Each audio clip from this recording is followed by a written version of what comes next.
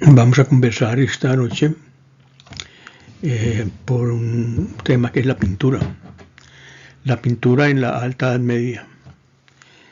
Entendamos, como ya lo habíamos anotado, que el cristianismo nace en plena época imperial romana. Durante varios siglos va a ser un sector de la sociedad que no va a ser bien visto, va a ser perseguido, van a ser atacados. Y sabemos que las vinculaciones a este nuevo concepto de la religión empezó por la base más baja de la sociedad, por los esclavos y algunos extranjeros. Y eso obviamente hacía que la alta sociedad romana no viera con buenos ojos esta nueva fe religiosa, y que los artesanos que se convertían al cristianismo no pudieran ejercer como tales elaborando obras para su nueva fe religiosa. Se limitaban entonces a pinturas de sitios ocultos, sitios de catacumbas, hechas a la carrera por el temor de ser descubiertos y por el desagrado de estar en un sitio muy salubre, muy problemático. El imperio se va a dividir en Imperio Romano de Oriente y de Occidente. El Imperio Romano de Oriente, con base en Bizancio, va a resistir durante siglos, va a venir a caer ya antes del Renacimiento, va a caer en manos de los turcos otomanos, pero va a ser inexpugnable, sus murallas serán inexpugnables hasta que llega el cañón, y el cañón es la que los derriba. Pero el Imperio Romano de Occidente, con sede en Roma, va a tener muchos problemas.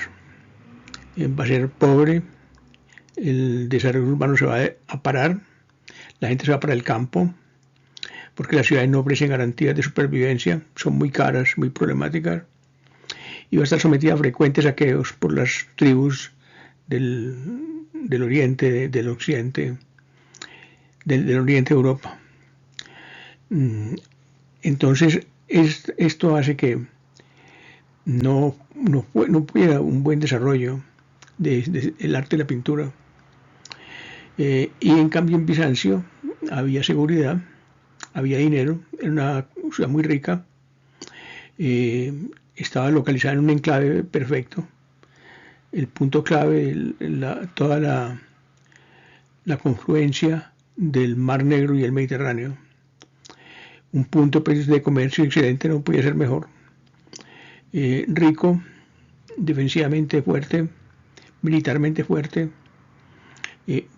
Con el tiempo se fue reconociendo el cristianismo y desarrollaron entonces los artesanos cristianos.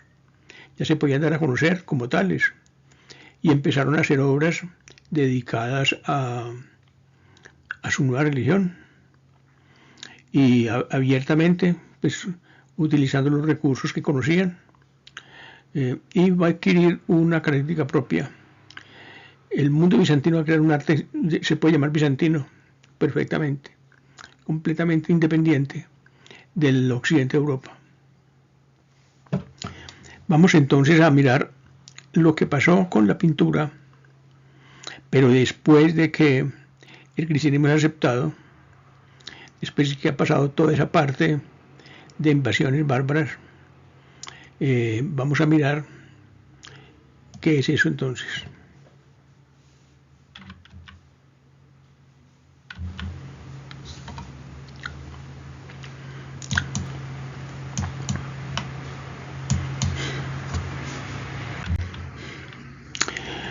Vamos a mirar la Alta Edad Media.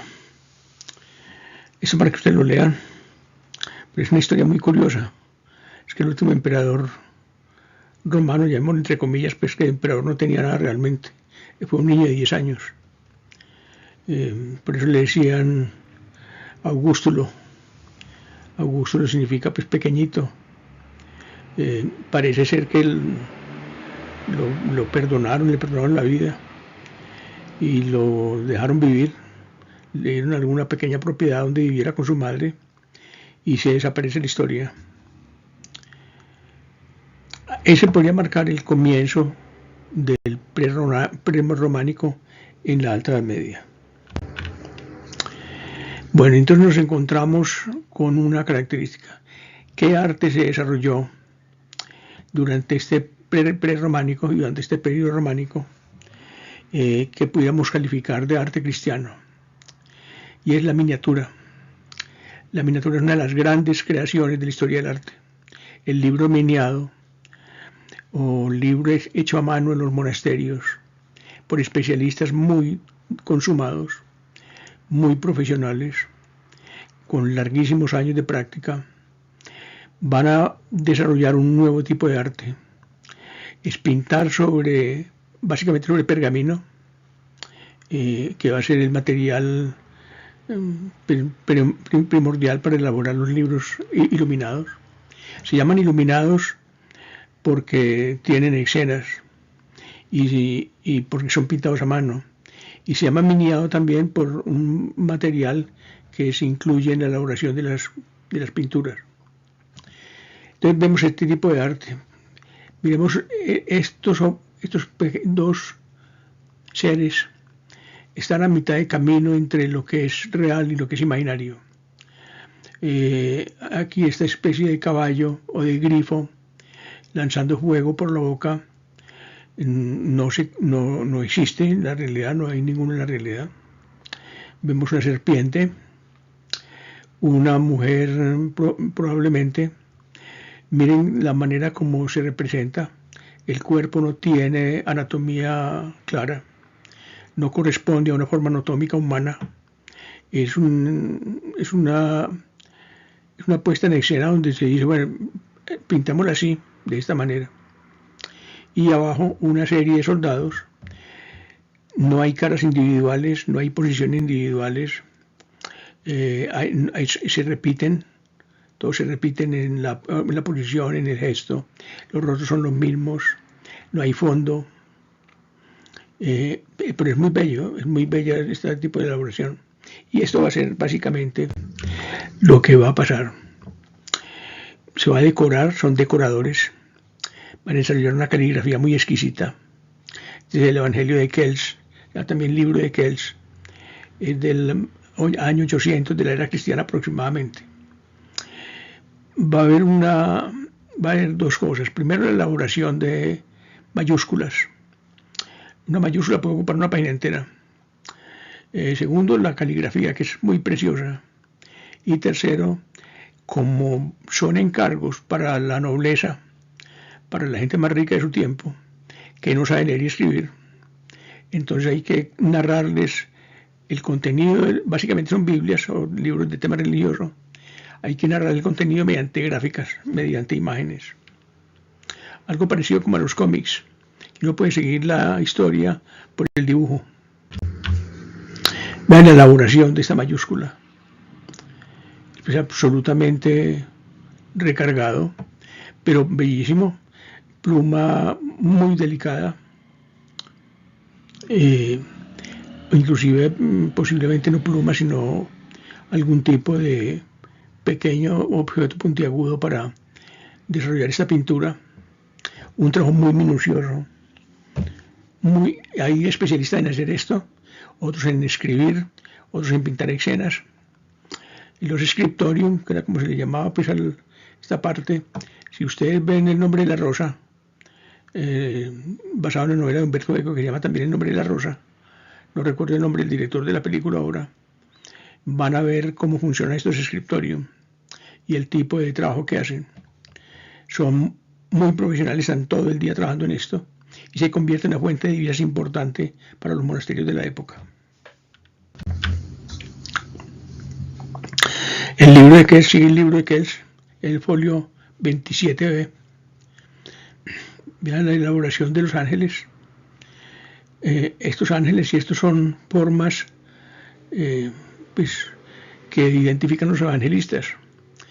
Se van a identificar por ciertas figuras especiales.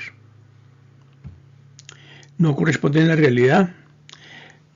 Son figuras imaginarias, totalmente imaginarias, enmarcadas por este marco muy elaborado. El dorado va a ser muy utilizado, el pan de oro, en láminas muy delgadas que se pegan a la superficie y brinda una especie de eternidad, digámoslo así, hacia el fondo, pues un fondo indefinido. No hay pues una montaña, un río, una construcción, nada. Hay una infinitud, es más correcto.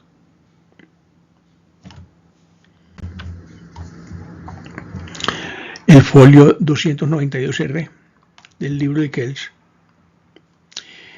Es muy importante ver esto porque generalmente existe muy poco conocimiento respecto a este tipo de obras. Todo el mundo conoce la pintura de caballete o la pintura sobre muro o el mosaico, que era un arte visual importante, heredero del mundo romano, del mundo porcentaje griego al mundo romano, del mundo romano al mundo cristiano.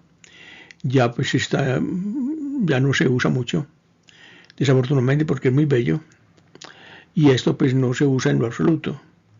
Ahora tenemos imprentas de gran calidad. No tendría mucho sentido dedicar una página entera a una mayúscula o a un pequeño texto. Eso es un pequeño texto aquí. Se escribe por lo general en latín, que es el idioma básico de la religión católica. Vean la imagen. Aquí el texto. Es un texto muy básico, miren que es muy pequeño. Texto muy pequeño. Y aquí lo relativo a lo que el texto está anotando. Tenemos un personaje en un trono. No hay tercera dimensión en el trono. Es muy plano. La expresión es muy austera, muy genérica. No hay fondo. Hay unas florecitas aquí, unas mataticas, pero no crean un fondo realmente. Es muy simétrico. Lo que hay aquí se coloca el otro lado contrario exactamente igual para crear un equilibrio. Y un ángel que está hecho a la medida de la imaginación de cada uno, porque nadie ha visto uno nunca. Y adornos dorado o terminación del pergamino. El pergamino con los años va cogiendo esta coloración. Es muy costoso. Es cuero probablemente de becerros o de cordero, muy fino, que se trata de una manera especial para poderlo dedicar a esto. Esto es un códice. Códice también se le llama a estos tipos de libros. Se llama Códice Auros, está en Estocolmo. Son muy valiosos. Dan un mapa. Me pareció interesante poner este mapa. Es del año 1050 aproximadamente. Y es muy difícil de reconocer ahí los lugares o lo que está diciendo. Pero bueno, eran los mapas de la época. Eso es parte de la ilustración de un libro se llama el libro de Beatos de la abadía de San Sever en Aquitania. Lo ordenó Gregorio de Montaner, era el abad de este lugar en el año 1028.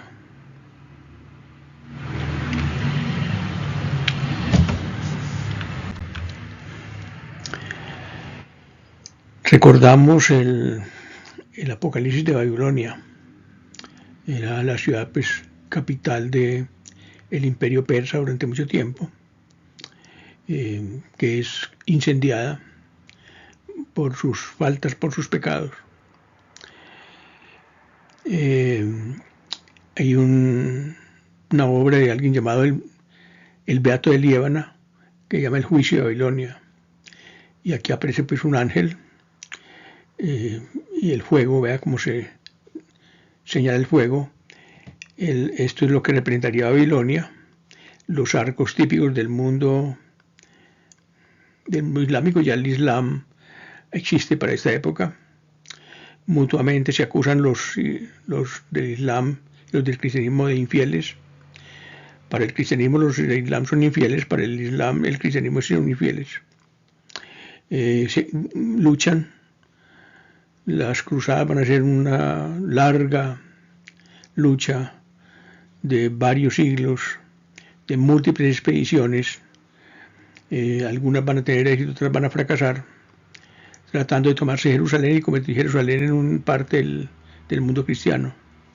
Se logrará en tiempo cuando se va a crear el reino latino de Jerusalén, pero finalmente Aladino, que es un héroe del mundo islámico, va a reconquistarlo y se terminará las cruzadas.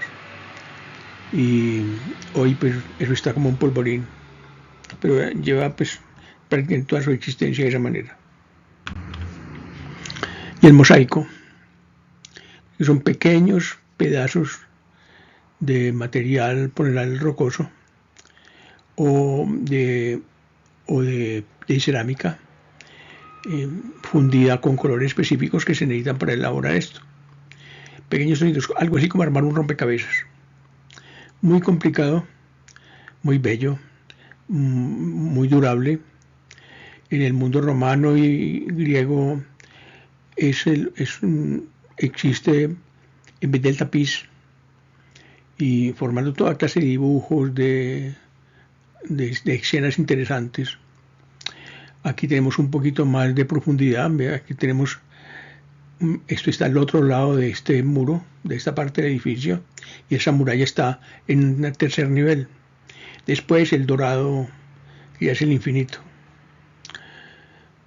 La característica de la arquitectura, del desarrollo de la arquitectura romana, el arco de medio punto, el frontón triangular que lo toman de la arquitectura griega, la sucesión de arcos, que ya encontramos cuando hablamos de la arquitectura, y muy simétrico. Este es el palacio de Teodorito el Grande en Rávena, en los mosaicos de San Apolinar del siglo VI aproximadamente. Y aquí tenemos el mosaico del siglo IX, Germini Desprez. Por general se hace en la parte del fondo de la iglesia. Se hacen en iglesias y palacios. En la casa privada no se hace porque es muy costoso. Pero entonces en esta parte la forma incluso ayuda a realizarlo. Ven dos ángeles, en fin, todas son figuras que tienen que ver con la historia cristiana, con las características del cristianismo, con sus secretos, sus misterios, en fin, sus partes especiales, texto que nos va a narrar para el que sepa leer lo que está representándose, lo que está haciéndose ahí. De mucha calidad. Estos artesanos ya no son artesanos, de mucha consideración. A diferencia pues, de los que trabajaron durante la primera época del cristianismo, que tenían que ejercer su oficio en secreto, estos se van a conocer abiertamente. Y son de mucha calidad.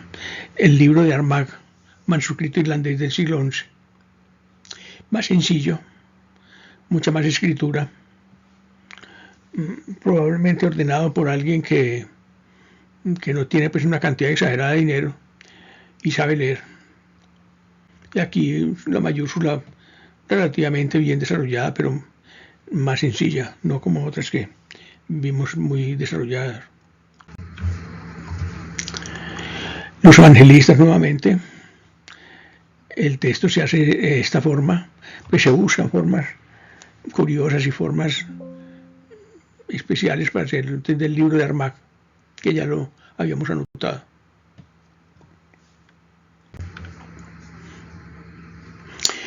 El Evangelio de Lindisfarne, el condado de Northumberland en Inglaterra, en el siglo VII-VIII.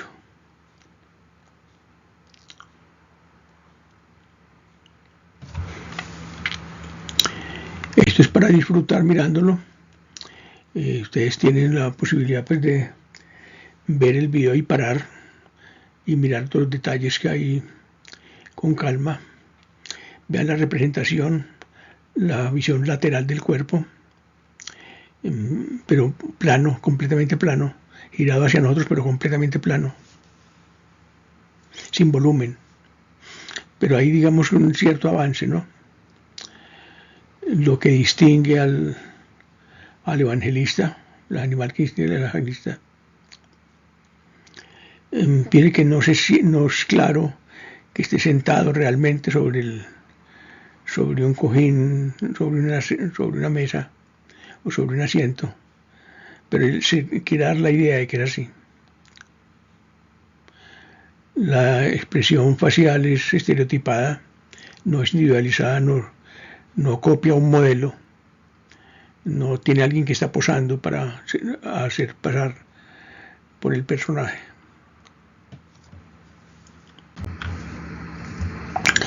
El evangeliario de Otón III, los reyes se hacían elaborar libros de rezos para la vida cotidiana, para cada día una oración especial, un santo especial que conmemoraba algo. Y son libros muy bellos, se conservan, no muchos, pero se conservan bastante, lo suficientes para que podamos admirar este tipo de obra. Fíjate que es el tipo de pintura que se encuentra en el medioevo cuando va a salir de los libros para el fresco, para la pintura del fresco, y va a salir hacia el siglo XII-XIII, que va a empezar a desarrollar la pintura de caballería también con otros temas, desde el siglo X. Siempre la simetría, dos personajes aquí, dos personajes acá, dos al frente, dos detrás, columna con capiteles muy decorados. Vea cómo tratan de hacer una tercera dimensión con este techo, a darnos la impresión de que el rey está debajo del techo. No lo logra, pero lo intenta. Es interesante eso.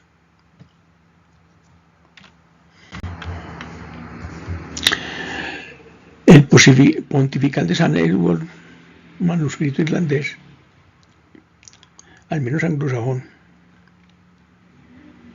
En el bautismo de Cristo, cuando hablábamos de pintura, habíamos anotado la imposibilidad de representar un cuerpo dentro del agua. Aquí es exactamente igual.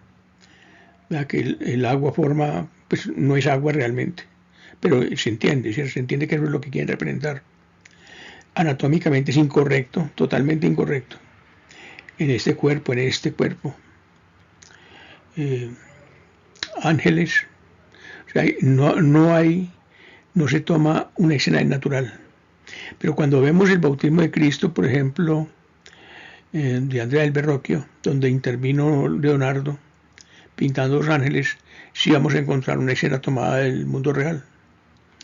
Y se va a tratar de representar lo que se ve, lo que el ojo humano ve. Aquí no. Aquí basta con entender la idea. Basta con saber qué se refiere.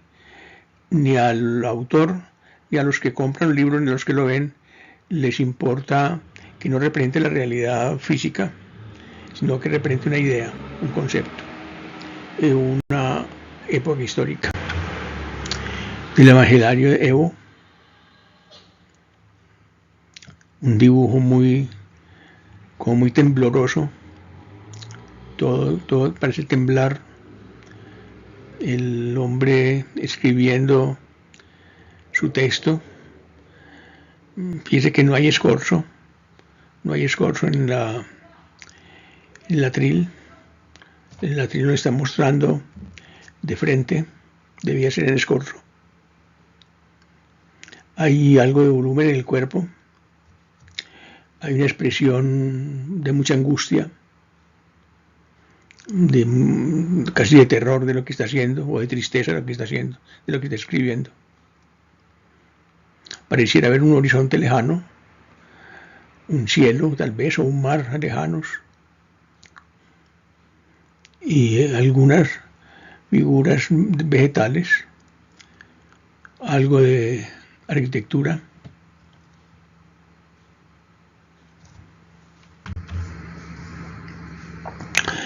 La primera Biblia de Carlos el Calvo, siglo IX, diversas escenas de la vida cotidiana.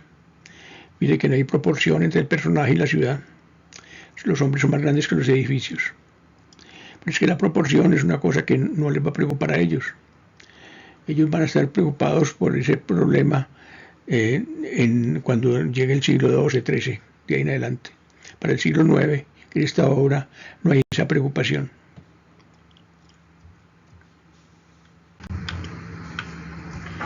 Una miniatura de Carlos el Calvo, Fíjense que se va avanzando. Poco a poco se van encontrando cosas. Hay una mayor modelación del rostro, por modelación por color. Hay un cuerpo que esta rodilla parece adelantarse un poquito. Aquí captamos un poco la redondez de probablemente una calavera.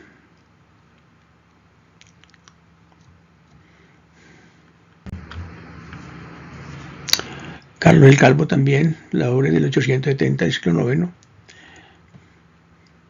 Vean, los tamaños de los personajes cambia según su importancia social. El rey es por ahí 3 veces más grande que los súbditos que están aquí alrededor suyo.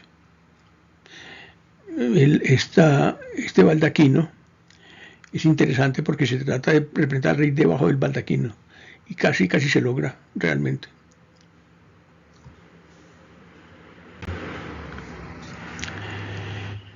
Se llama Registrum Gregorium de Treveris.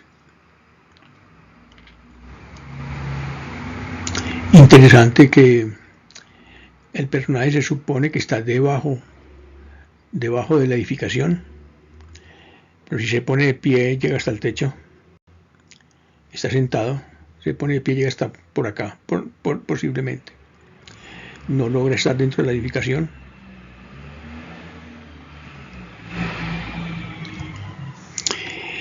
Entonces vemos con estas obras hasta qué punto se desarrolla este tipo de arte durante la Edad Media. Este tipo de pintura no tiene relación con el mundo greco-romano en su máxima expresión. Es un desarrollo propio. Y es a partir de esto que el Renacimiento va a desarrollar su pintura, no a partir del mundo greco-romano. Ahí no hay entonces Roma como modelo y Grecia como modelo, no. El modelo aquí es la Edad Media, pero no modelo, sino tema que hay que superar. Examinan la obra, se dan cuenta que hay fallas en cuanto a la representación de la realidad, a la naturalidad de las cosas, y entonces se dedican a resolverlas. Y la última imagen, Pantocrátor bizantino. Es muy interesante. Ya hay, es del siglo VII, pero ya hay un cierto volumen en el cuerpo. Hay un rostro muy humano. Anatómicamente podríamos decir que hay una desproporción con el tamaño de los ojos, pero ya lo entendemos como ser humano, claro. Esta es la iconografía bizantina, el origen de la iconografía bizantina que se va a mantener hasta el día de hoy. Esto se va a encontrar no en Bizancio, sino en el monte Sinaí, porque Constantinopla se lo envió al monte Sinaí como un regalo. Bueno, hasta aquí llegamos ahora, y la próxima cosa que vamos a ver entonces es el final del medioevo, en los siglos XI, XII, XIII, para mirar entonces ya cuando empiezan a aparecer la separación de los modelos medievales hacia la búsqueda renacentista de humanismo, de búsqueda de la realidad, de búsqueda de una tercera dimensión. Vamos a llevar eso entonces en la próxima sesión. Nos vemos posteriormente.